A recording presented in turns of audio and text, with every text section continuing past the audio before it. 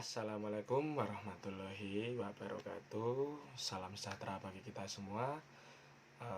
Perkenalkan, nama saya Muhammad Aji Prayitno dengan NIM 219628868 dari jurusan Ilmu Komunikasi kelas IK 09. Baik, pada kali ini saya akan menjalankan sebuah tugas yang diberikan oleh dosen saya, yaitu sebuah tugas membuat video penjelasan tentang sebuah karya ilmiah. Dan kebetulan kali ini saya mengambil sebuah karya yang berjudul yang mengangkat tentang tema peristiwa Holocaust. Nah, cukup menarik bukan? Jadi, Holocaust ini merupakan sebuah peristiwa penganiayaan serta pembantaian sistematis yang disokong negara terhadap 6 juta orang Yahudi Eropa. Nah, kejadian ini dilakukan oleh rezim Nazi Jerman dan sekutu serta para kaki tangannya, teman-teman. Holocaust merupakan proses yang terus berkembang dan terjadi di seluruh Eropa antara tahun 1933 hingga 1945.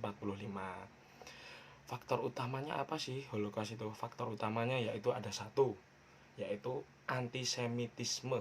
Antisemitisme ini apa? Antisemitisme adalah dasar dari Holocaust. Antisemitisme adalah kebencian atau prasangka terhadap orang Yahudi adalah prinsip dasar ideologi Partai Nazi pada kala itu. Prasangka ini juga tersebar luas di seluruh Eropa.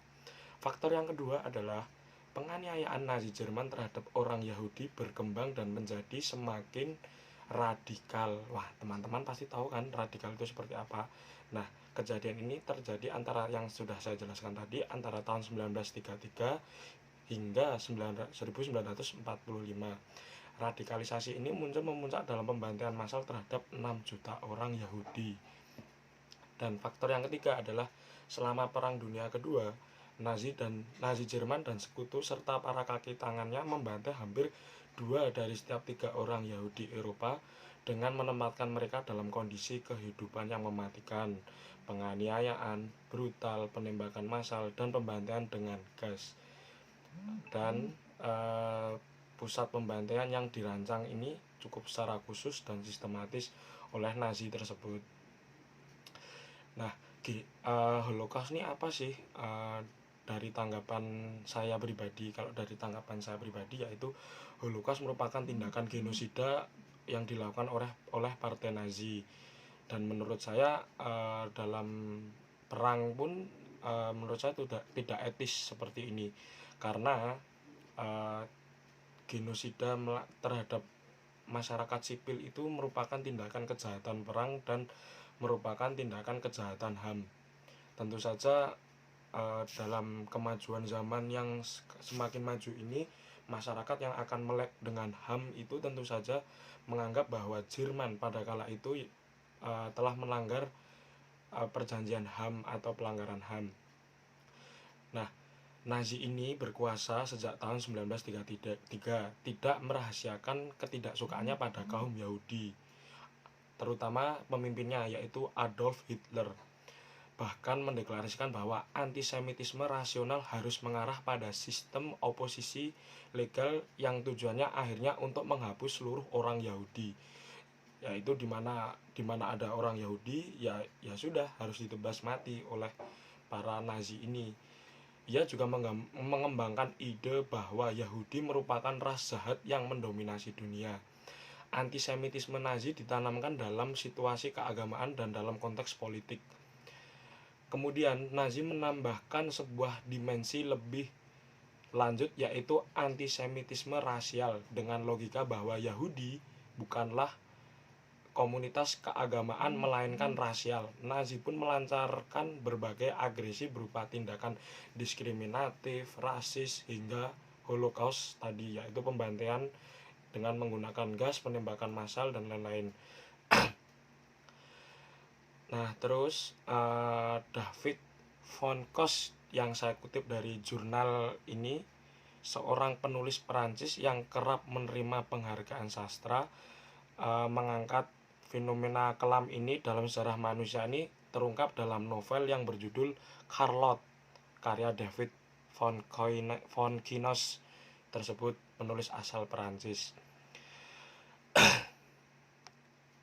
Selanjutnya, Nazi menggambarkan Yahudi sebagai ras, bukan sebuah kelompok keagamaan.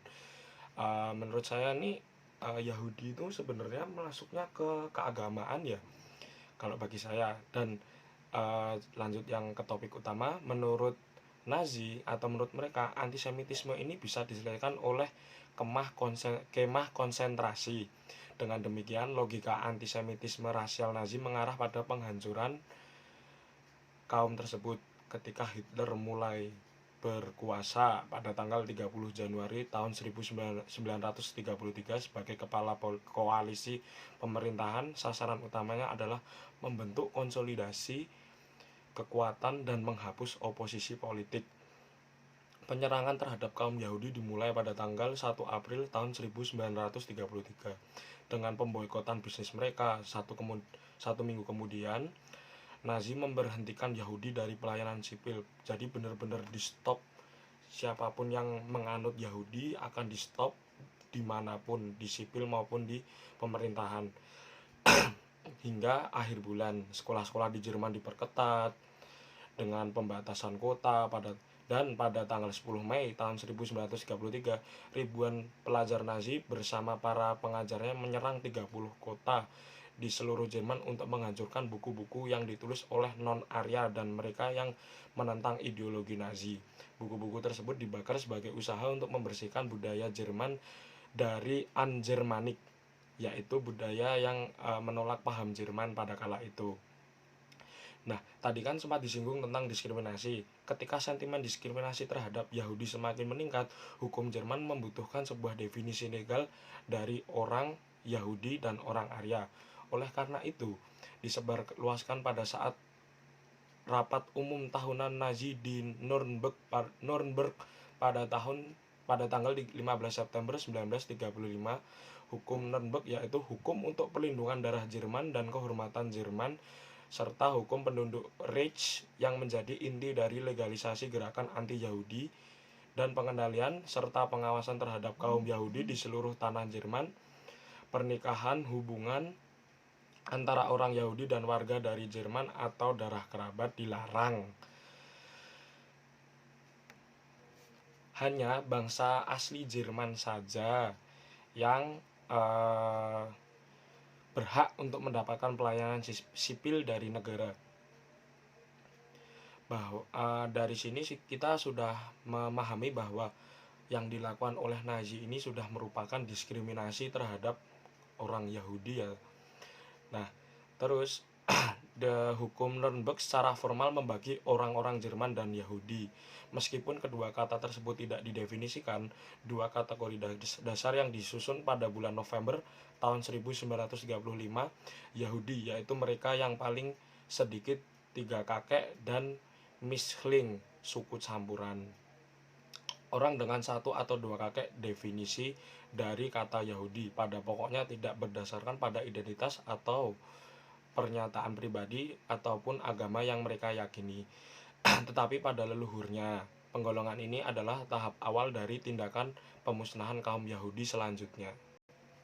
Selanjutnya ketika Hitler berkuasa, Hitler mengarahkan teori-teori rasis ini pada aksi genosidanya terhadap Yahudi di Eropa, seperti juga dominasi orang kulit putih di Amerika Selatan, yang menjelaskan bahwa alasan hukum Jim Crow diperlakukan untuk membuat orang kulit putih dan orang kulit hitam terpisah dan tidak sama derajatnya. Nah, tadi kan sudah rasis dan diskriminasi. Nah, sekarang tingkat terakhir yaitu pada tingkat Holocaust. Secara umum, Holocaust merupakan persekusi dan pembantaian sekitar 6 juta orang Yahudi yang dilakukan secara sistematis, birokratis, dan disponsori oleh rezim Nazi beserta para kolaboratornya. Holocaust berasal dari bahasa Yunani yang artinya berkorban dengan api. Nazi meyakini bahwa bangsa Jerman adalah ras unggul, sedangkan kaum Yahudi dianggap inferior, yaitu ancaman luar terhadap apa yang disebut dengan masyarakat rasial Jerman. Selain melakukan pembersihan etnis kaum Yahudi, Nazi juga menjadikan kelompok-kelompok lain yang dianggap memiliki ras rendahan sebagai target yang terdiri dari orang Gypsy, penyandang cacat, dan sebagian bangsa Slavia. Nah, Slavia itu ada negara mana aja sih? Slavia ada negara Polandia, Rusia, serta lainnya. Kelompok lainnya juga dieksekusi dengan alasan politis, ideologis yang tidak sama dengan ideologis Jerman, serta perilaku, diantaranya kaum komunis, sosialis, kesaksian Yehova, serta kaum homoseksual. Nah, di ending video ini saya akan memberikan kesimpulan, yaitu kasus diskriminasi, rasisme, dan holocaust yang tergambar tadi memperlihatkan bahwa bagaimana manusia dapat melakukan sebuah kejahatan yang tidak terbayangkan pada sesamanya dengan berdasarkan fanatisme belaka. Dengan berakhirnya Perang Dunia Kedua dan kekuasaan Nazi, ternyata tidak berarti fenomena-fenomena diskriminasi serupa tidak terjadi lagi.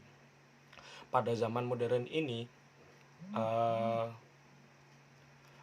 dapat kita temui diskriminasi, rasis, dan lain-lain ya, seperti banyaknya kasus rasis menghina orang kulit hitam dan beranggapan orang yang kita ambil contoh aja yang kecil. Sekarang banyak kok lowongan yang mengutamakan orang-orang yang good looking, dari segi tampilannya bagus, terus outfit atau baju ini tentu saja mengarahnya pada pakaian kan tentu saja mengarah pada ekonomi itu dapat memengaruhi gaya hidup, pakaian, serta tampilannya oleh orang lain. Maka dari itu lebih baik kita mulai dari sekarang kita memahami apa sih rasisme itu, apa sih diskriminasi itu, supaya untuk menghindari hal-hal seperti itu. Dengan diciptakannya undang-undang yang mengatur tentang rasisme dan diskriminasi itu menurut saya masih kurang worth it, atau kurang gimana ya, pengaplikasiannya kurang maksimal. Masih banyak terjadi di mana-mana tentang rasialisme dan diskriminasi. Terima kasih, itu saja video dari saya penjelasan tentang rasisme, diskriminasi dari tragedi Holocaust pada Perang Dunia Kedua. Kurang lebihnya mohon maaf. Assalamualaikum warahmatullahi wabarakatuh.